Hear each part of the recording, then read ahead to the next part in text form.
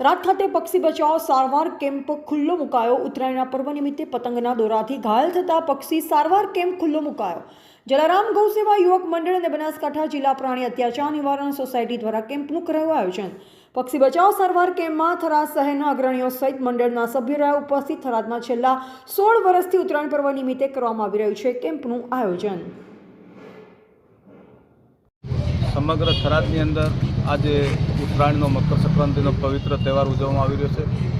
સાથે સાથે જે કરુણા અભિયાન દ્વારા પક્ષી બચાવ અભિયાનના અંતર્ગત એસપીએ અને થરાદની જલારામ યુવક મંડળની ટીમ દ્વારા ખૂબ જ સરસ કામગીરી અત્યારે થરાદની અંદર થઈ રહી છે।